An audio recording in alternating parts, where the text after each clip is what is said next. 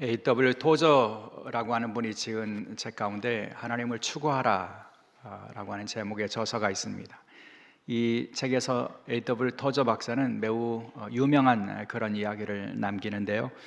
하나님과의 친밀한 교제는 신앙인에게 삶의 최우선적인 이유이며 신앙의 여정에서 모든 선택과 행동의 중심이 되어야 한다, 이런 말을 가르칩니다. 하나님과의 친밀한 교제가 우리 신앙인들에게는 삶의 최고의 가치가 되어야 하고, 그러니 우리가 신앙의 여정을 걸어가는 동안 뭔가를 선택할 때, 그리고 뭔가를 행동할 때 그 중심에는 하나님과의 친밀한 교제가 있어야 한다, 이렇게 지적합니다. 그것을 위해서 이분은 우리가 하나님을 인식하고 하나님을 받아들이는 방식이 바뀔 수 있어야 된다고 그렇게 조언을 하는데요. 그는 이렇게 얘기해요. 하나님은 단순히 멀리 있는 절대자가 아니라 우리와 인격적인 관계를 맺기를 원하시는 분이시다. 여러분, 하나님은요, 우리에게서 아주 멀리 계셔서 우리에게 관계가 없는 분, 혹은 우리에게 멀리 계신 분, 단지 두려운 분, 이런 분이 아니고 그런 어떤 절대적인 타자의 개념으로만 담을 수 있는 분이 아니고요. 하나님은 우리와 인격적인 관계를 맺기를 원하시는 분이시라는 거죠. 인격적인 관계를 맺는다는 것은 하나님은요, 우리와 대화하기를 원하시고요, 우리와 교제하기를 원하시고요, 우리와 함께하기를 원하시는 분이라고 말씀하는 거예요.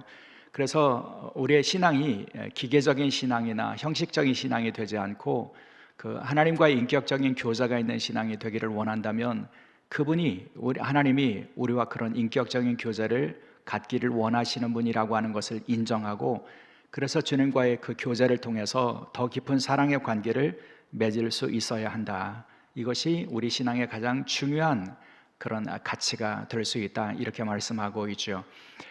여러분, 이분의 지적처럼 우리의 신앙의 가장 중요한 가치는 하나님과의 사랑의 관계를 깊이 맺는 것이어야 합니다. 이것은 요한계시록 2장 오늘 본문에서 주님이 주시는 말씀이기도 하죠. 주님께서는 에베소 교회를 향해서 찾아오셔서 이렇게 말씀하십니다. 2절과 3절, 나는 내 행위와 수고와 내 인내를 알고 또 악한 자들을 용납하지 아니한 것과 자칭 사도라 하되 아닌 자를 시험하여 그들의 거짓된 것을 내가 드러낸 것과 또 내가 참고 내 이름을 위하여 견디고 게으르지 아니한 것을 아노라. 여러분, 주님께서는 교회의 주인이 되시고 교회 가운데 임재하시는 분이시라고 말씀해 주시는데요. 그래서 교회를 상징하는 촛대와 또 교회의 사도들을 의미하는 그 별을 7별과 7촛대를 그 손에 들고 계시는 분이시라고 말씀해 주시는데요. 그 주님께서 교회들을 향하여 진단하시고 교회를 향해서 평가해 주시면서 에베소 교회를 향해서는 칭찬하시는 말씀들을 들려주십니다. 주님은 에베소 교회에 있는 칭찬받을 만한 요소를 아신다, 이렇게 말씀해 주시면서 칭찬해 주시는데, 첫째로는 그들의 행위를 안다, 이렇게 말씀해 주시잖아요. 여기 행위 혹은 행함이라고 번역하는 단어는 에르가인데, 이 에르가라고 하는 단어는 에르곤이라고 하는 헬라어 단어의 복수형입니다. 에르곤이라고 하는 말 안에는 일, 행적, 업적, 그런 의미가 있고요. 이게 신약 성경에서 사용될 때는 특별히 하나님을 향한 믿음의 열매라고 하는 의미를 가질 때가 많이 있습니다. 그러니까 이 본래의 의미를 살펴서 해석하자면 주님은 이 에베소 교회를 향해서 이렇게 말씀하는 거예요. 내가 너희의 믿음의 열매를 알고 있다, 이렇게 말씀해 주시죠. 여러분, 믿음의 열매, 행함의 열매, 실천의 열매, 이것이 있는 교회가 에베소 교회였다는 거예요. 그럼 얼마나 훌륭합니까? 야고보 사도가 강조했던 행함 있는 신앙이잖아요. 행함이 있었고 행함의 실천이 있었고 믿음의 열매가 있는 그런 교회니까 참 좋은 교회라고 할 수가 있습니다. 그것을 주님은 칭찬하셨어요. 또 주님께서 에베소 교회를 칭찬하신 내용이 무엇이냐면 그들의 수고라고 말합니다. 여기 수고라고 번역하는 단어는 코포스인데, 이 단어는 본래 치다, 두드리다 라고 하는 의미를 가지고 있다고 그래요. 그래서 이 단어가 언제 사용되냐면 가슴을 치다, 혹은 가슴을 치며 애통하다, 그런 의미를 가지고 있다고 그럽니다. 그러니까 언제 가슴을 치면서 애통하는가? 힘겨운 일들을 감당하다가 지치고 고단하고 그러면서 가슴을 치는 그런 모양을 형상화한 것이 여기 나와 있는 수고라고 하는 것입니다. 그렇게 보면 에베소 교회는요, 주님의 교회와 주님의 복음을 위해서 얼마나 수고를 많이 했는지를 주님께서 아신다, 이렇게 말씀해 주시고 있는 거죠. 핍박 속에서도 고난 속에서도 그들이 주님을 위해서, 주님의 교회를 위해서 힘을 다해서 그 주어진 일들을 감당하는 수고를 아끼지 않았다, 주님은 그렇게 인정해 주시고 있다는 거죠. 참 칭찬받을 만한 모습이에요. 또 주님은 무엇을 칭찬하셨습니까? 그들의 인내를 칭찬하셨어요.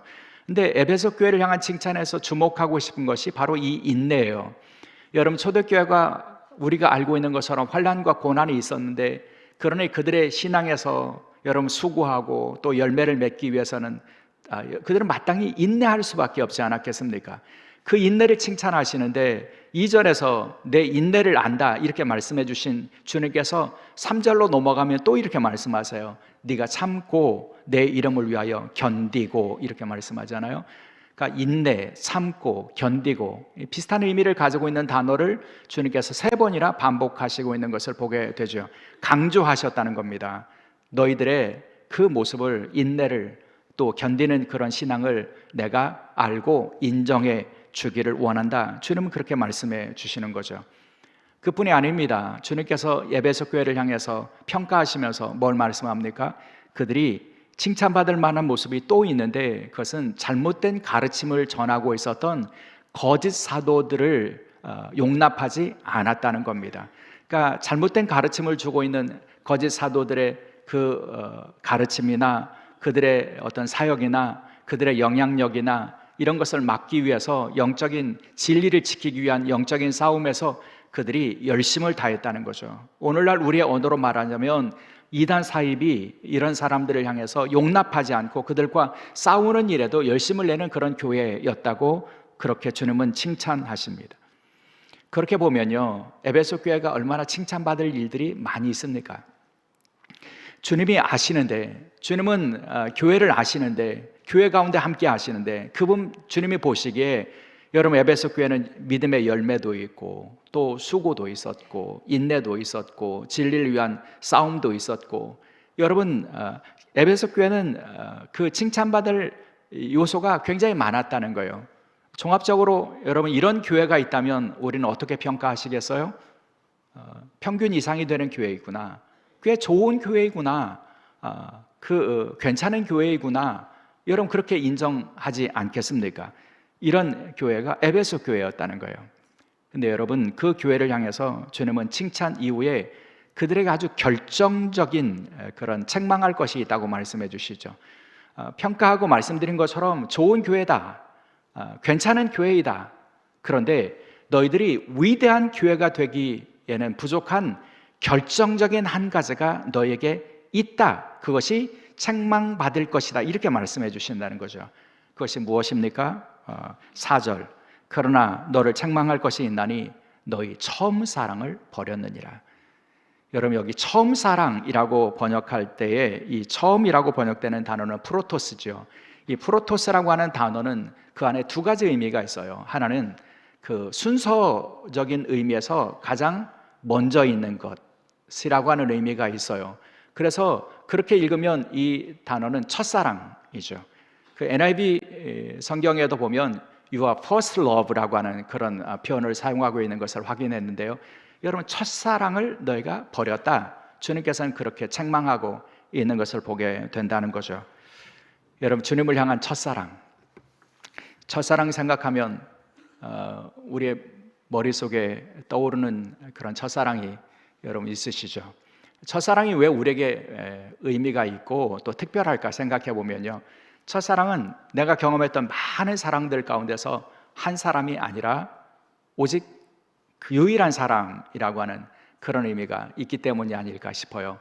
왜 우리는 첫사랑에 대한 그런 좋은 감정을 가지고 살아가는 걸까요? 평생 잊지 못하는 그런 사랑의 대상으로 여러분 삼고 살까요? 서투른 사랑이지만 왜 첫사랑이 주는 그런 감동이 있을까요? 그것은 아마도 그 첫사랑의 순수함과 뜨거움이 있기 때문이 아닐까 싶습니다. 그냥 맹목적으로 빠지게 만드는 그런 첫사랑의 뜨거움과 또 순수함이 있었기 때문에 그 사랑을 우리는 마음에 품고 살아가는 것이 아닐까 그러는데요. 여러분, 주님과의 첫사랑도 마찬가지라고 할 수 있다는 겁니다. 여러분, 우리가 주님을 향하여 사랑을 고백했던 그 첫 순간들이 여러분의 머릿속에 떠오르십니까? 여러분, 우리에게도 주님의 사랑이 얼마나 놀라운지, 얼마나 우주적인지, 얼마나 무조건적인지 하는 것을 깨달아 알고 그것을 받아들일 때에 우리의 마음속에 일어났던 뜨거운 사랑의 마음, 여러분 다 가지고 계십니까? 여러분, 주님의 십자가를 바라보면서 그 십자가가 나를 향한 주님의 사랑의 증거이구나, 그 십자가 사랑을 통해서 주님은 나를 얼마나 사랑하시는지를 알려주셨구나, 나를 그냥 다 있는 그대로 받아주시는 주님의 사랑, 나를 위해서 당신의 생명도 아끼지 않고 내어주실 만큼 사랑하시는 그 사랑, 내가 그런 사랑을 받는 존재라고 하는 것을 여러분 기독교 복음을 통해서, 십자가 복음을 통해서 깨달을 때에 여러분 우리의 눈이 열리고 우리의 마음이 채워지고 뜨거워졌던 그런 경험들이 있지 않습니까? 여러분, 그 사랑을 깨닫고 주님께 예배하는 것이 기쁨이 되어서 예배 자리를 향해서 뛰어나왔던 여러분의 첫사랑이 있지 않습니까? 교회를 떠나고 싶지 않아서 늘 교회에 있으면 좋겠다 그런 마음이 들 만큼 여러분 주님을 사랑하고 주님의 교회를 사랑했던 그런 기억들이 있지 않습니까? 주님을 사랑하고 또 사랑해서 내 생명까지, 내 삶까지 주님께 드리겠습니다 고백했던 그 첫사랑의 뜨거운 순간들이 있지 않습니까? 그런데 에베소 교회가 그 사랑을 버렸다는 거예요. 주님을 향한 뜨거운 열정을 잃어버렸다는 거죠. 여러분, 그 주님을 향한 뜨거운 열정을 잃어버리면 그들의 사랑은 껍데기만 남는 사랑이 되어버렸다고 말씀해 주시는 거예요. 그래서 책망하시는 겁니다. 너희가 첫사랑을 잃어버렸다고요.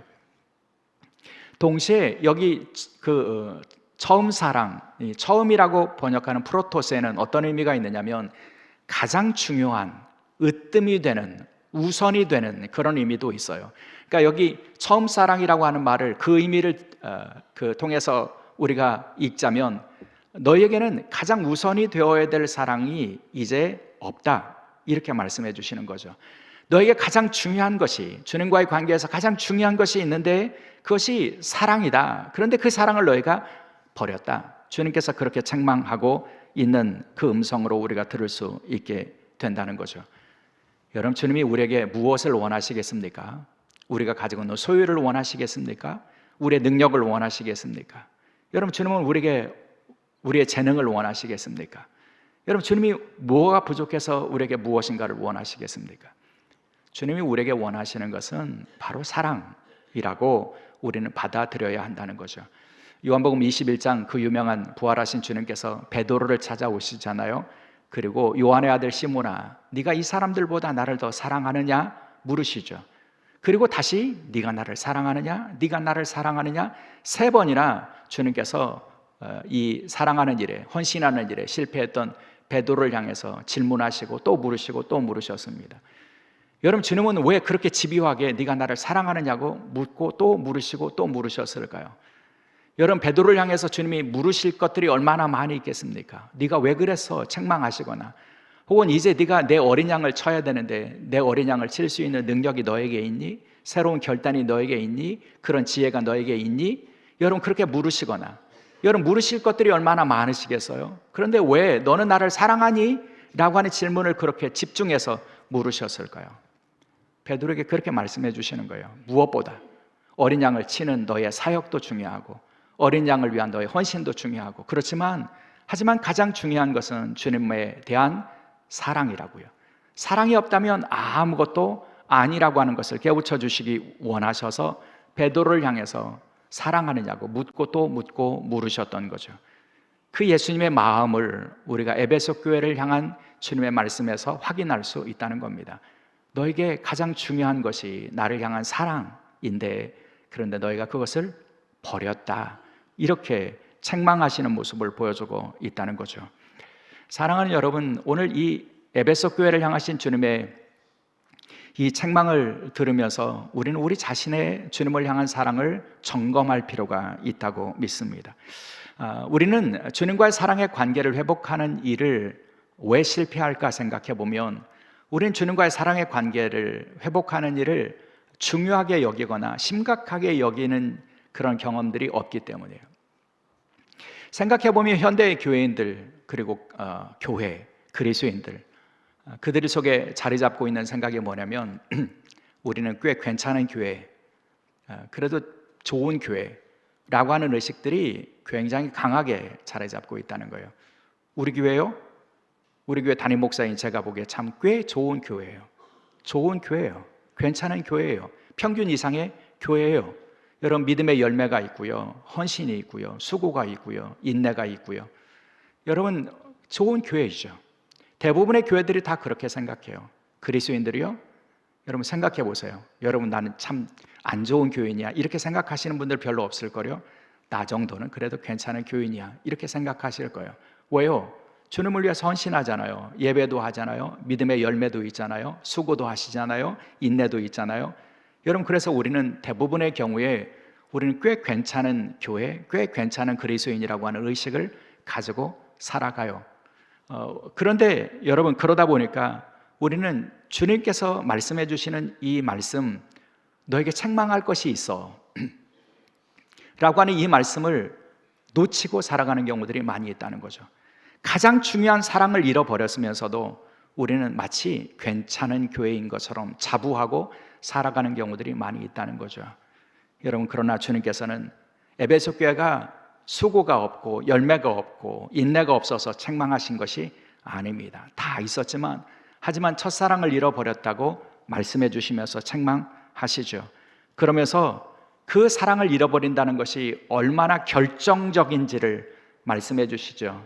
여러분, 그것이 5절에 있는 말씀이에요. 5절에 이렇게 말씀합니다. 내 촛대를 그 자리에서 옮기리라. 여러분, 너가 회개해서 그 사랑을 회복하지 못하면 내 촛대를 그 자리에서 옮겨버리겠다, 이렇게 말씀해 주십니다. 촛대가 무엇입니까? 주님의 임재를 상징하는 겁니다. 교회 가운데 임장하시는 주님의 임재, 그리고 주님의 임재 때문에 드러나는 영광의 빛, 이것을 의미해요. 그런데 그 촛대를 옮기신다는 것은요, 내가 떠나가겠다는 거예요. 너희 가운데서 내가 더 이상 있지 않겠다고, 나의 임재를 너희 가운데 드러내지 않겠다고 말씀해 주시는 거죠. 주님이 떠난 교회는요, 여러분, 아무것도 아니지 않겠습니까? 주님께서 그렇게 사랑의 관계를 맺고 사랑하는 일을 여러분 가장 중요하게 여긴다고 하는 사실을, 가장 중요한 가치를 잃어버린 너희들은 껍데기만 남게 될 것이라고 하는 것을 그렇게 책망하신다는 말씀입니다. 그 말씀을 듣는 우리의 반응은 두려워야 한다는 겁니다. 내 안에 과연 그 첫사랑이 있는지, 그 첫사랑의 열정이 남아있는지, 주님과의 사랑을 가장 중요한 우선순위로 두고 살고 있는지를 점검하면서 그것을 잃어버린 우리들이 두려운 마음을 가지고 주님께 물어야 한다는 거죠. 주님, 어떻게 그 첫사랑을, 처음 사랑을, 가장 중요한 사랑을 회복할 수 있을까요? 여러분, 주님께 물어야 합니다. 물으면 주님께서 주시는 답이 있습니다. 주님의 처방이 있습니다. 오늘 5절의 말씀에 이렇게 말씀하시죠. 그러므로 어디서 떨어졌는지를 생각하고, 여러분, 어디서 무엇 때문에 떨어졌는지, 왜 그 첫사랑을 너희가 잃어버렸는지, 가장 우선이 되는 그 사랑을 왜 너희들이 놓쳤는지를 생각하라. 점검하고 깨닫고, 그래서 유념하고 살아갈 수 있어야 된다고 말씀해 주시는 겁니다. 그래야 그 책망받을 만한 공동체가 회복될 수 있다고 말씀해 주시는 겁니다. 여러분, 질병을 치유하는 것도 영적인 회복과 닮아 있다, 그런 생각이 들어요. 여러분, 우리가 어떤 병에 걸리거나 질병을 얻으면 어떻게 합니까? 병원에 가죠. 의사 앞에 찾아갑니다. 그러면 의사가 어떻게 합니까? 가장 먼저는 진단하죠. 그리고 그 진단에 대한 처방을 줍니다. 그리고 처방에 대한 약을 줍니다. 그래서 그 약을 먹고 그 진단이 맞으면 우리가 회복이 되는 것 아닙니까? 진단하는 겁니다. 그래서 회복이 되는 거예요. 근데 여러분, 그 회복이 된 다음에도 우리가 지켜야 될 것이 있죠. 그것은 왜 내게 질병이 왔을까 하는 원인을 우리가 확인할 수 있어야 된다는 겁니다. 그래야 내가 식생활이 잘못됐는지, 생활 습관이 잘못됐는지, 내게 무슨 자세의 문제가 있었는지, 여러분, 그것들이 진단이 되어야 우리는 다시 예전의 그 고통의 자리로 돌아가지 않게 되지 않겠습니까? 주님과의 사랑의 관계도 마찬가지라는 겁니다. 여러분, 주님과의 사랑의 관계를 멀게 만드는 요인이 내게 있는지, 무엇이 나와 주님과의 사랑의 관계를 방해하고 있는지, 여러분, 우리가 진단하고 깨닫고 그래서 그것을 유념할 수 있어야 우리가 주님과의 사랑의 관계를 지켜갈 수 있게 된다는 거죠. 생각해 보면 현대를 살아가는 그리스도인들에게는 주님과의 사랑의 관계를 방해하고 막고 깨트리는 요소들이 참 많아요. 환경적인 요인들이 있어요. 여러분, 우리 시대의 문화가 그래요. 물질주의 시대를 살아갑니다. 그래서 물질을 얻는 것, 이것이 가장 중요한 가치가 되었고요. 물질적인 가치를 얻는다는 것은 그 가치에 매몰될 수밖에 없고, 그러다 보면 여러분, 주님과의 사랑의 관계는 멀어지게 되어 있다는 거죠. 그리고 결국 어느 순간에 우리는 주님의 사랑을 더 이상 요구하거나 중요하게 여기지 않게 되고 그 사랑이 깨어지게 된다는 것입니다. 더군다나 현대를 살아가는 사람들에게는 주님과의 사랑의 관계를 방해하는 요소들이 얼마나 많이 있습니까? 미디어가 있지 않습니까? 스마트폰, 미디어, 여러분, 이것이 주님과의 사랑의 관계를 막아요. 주님의 사랑의 음성을 듣는 일에 방해가 되지 않습니까? 아침에 눈 뜨면서부터 우리는 스마트폰을 찾습니다. 밤새 뭐가 들어와 있는지, 어떤 정보가 있는지, 어떤 카톡이 와 있는지, 여러분, 그렇게 시작해서 밤에 잘 때까지 여러분, 우리는 계속 끊임없이 그것과 연결되어 살지 않습니까? 그러다 보면 우리가 놓치는 것이 있는데 그것은 고요한 시간을 놓치게 된다는 거예요. 여러분, 우리는 고독의 시간이 필요한 사람들입니다. 하나님의 백성들은 헬리나 웬이 얘기한 것처럼 외로움에서 고독으로 나가는 사람들이에요. 그게 영적인 성숙이에요. 근데 우리는 고독을 견디지 못합니다. 고요한 시간을 견디지 못합니다. 그러다 보면 주님의 사랑의 음성을 듣는 일에 우리는 실패하게 되어 있다는 거죠. 그리고 주님과의 사랑의 관계가 점점 멀어지다가 여러분, 그 관계가 깨어지게 되어 있다는 겁니다. 주님과의 사랑의 관계를 방해하는 요소는 우리 자신의 삶의 내면의 요인들도 있어요. 분주함이 그 요인이 되기도 합니다. 여러분, 영적인 대적은 분주함이다. 제가 즐겨 인용하는 그런 말씀인데요. 여러분, 분주함 때문에 우리는 주님과의 사랑의 관계를 더 이상 맺지 못하고 살아가는 경우들이 있어요. 왜냐하면 분주하다 보면 피로감이 오게 되어 있고요. 그리고 더불어 영적인 무감각이 우리에게 찾아오기 때문이에요. 여러분, 무엇인가에 몰두해서 분주하게 살아가다 보면 우리는 우리의 영혼을 돌보는 일에 실패하게 되어 있어요. 그러면 그럴수록 우리의 감각은 무뎌지게 되어 있고요. 주님과의 관계에서도 주님을 향한 우리의 감각을 잃어버리게 되어 있다는 거죠. 그러다 보면 결국 주님과의 사랑의 관계가 멀어지게 되어 있다는 겁니다. 멀어지다 보면 더 우리는 주님의 사랑에 대한 감각들, 예배의 기쁨, 기도자의 그런 뜨거움, 이런 것들을 놓쳐버리고 살게 되고 결국에는 주의 사랑에서 떨어지게 되어 있다는 거죠. 그래서 그런 사람들을 향해서 주님께서 주시는 진단은 무엇이냐면 떨어졌는지, 어디서 떨어졌는지, 어디서 멀어졌는지를 기억하라는 겁니다. 그리고요, 회개하라고 말씀해 주세요. 5절에 이렇게 말씀하시죠. 회개하여 처음 행위를 가지라. 여러분, 어디서 우리가 주님과의 사랑을 놓쳤는지를 우리가 점검하고 깨달고 유념하면서 우리가 해야 될 일은 회개하는 일이라고 말씀하시죠. 회개라고 하는 것이 무엇입니까? 여러분, 삶의 방향 전환이고요, 내면의 새로움이라고 할 수 있지 않습니까? 삶의 방향을 전환하라는 겁니다. 물질, 외부의 자극, 문화, 분주함, 이런 것을 향해서 총총거리며 걸어가던 우리가 삶의 방향을 돌이키라는 겁니다. 주님을 향해서 돌이키고 주님을 향해서 더 가까이 나갈 수 있어야 한다는 것입니다. 그런 사람들이 주님의 사랑을 경험할 수 있게 된다는 것이죠. 그리고요, 그런 사람들이 능력을 얻게 됩니다. 어떤 능력을 얻느냐면 우리와 주님과의 사랑의 관계를 방해하는 요소들을 이길 수 있고 그런 유혹 혹은 고난, 이런 주님과의 사랑의 관계를 가로막고 있는 것들을 이길 수 있는 능력이 주어진다는 겁니다. 그런 사람들에게 주님께서는 이렇게 약속해 주시죠. 7절, 이기는 그에게는 내가 하나님의 낙원에 있는 생명나무의 열매를 주어 먹게 하리라. 이기는 사람요, 주님이 이렇게 말씀하시는 거예요. 이겨라. 주님과의 사랑의 관계를 방해하는 요소가 있는가? 외부에서 오는 요소가 있는가? 너의 내면에 그런 것들이 있는가? 이기라는 거예요. 그것에 지지 말라는 거예요. 유혹이든 혹은 그것이 방해이든 시험이든 그것을 이길 수 있어야 된다는 거죠. 이기는 사람이 주님과의 사랑의 관계를 지켜갈 수 있고, 그런 사람에게 주님께서 약속하시는 것이 있어요. 하나님의 낙원에 있는 생명나무의 열매를 약속해 주십니다. 에덴 동산에 있었던 생명나무의 열매를 다시 먹게 하겠다, 이렇게 말씀해 주시죠. 여러분, 여기 생명나무라고 하는 것이 결국은 주님과의 완전한 사랑을 통해서 우리가 얻게 되는 참되고 영원한 생명이라고 할 수 있지 않겠습니까? 그 생명을, 풍성한 생명을 누릴 수 있는 사람이 되게 하겠다. 여러분, 이것이 이기는 사람들에게 주어지는 약속입니다. 이기고 주님과의 사랑의 관계를 회복하는 사람들에게 주시는 약속이라는 것이죠. 사랑하는 교회 여러분, 우리 함께 기억하시면 좋겠습니다. 우리가 주를 향한 행동도 있고 실천도 있고 주님을 향한 수고도 있고 헌신도 있고 인내하는 것, 이 모든 것을 주님께서 아십니다.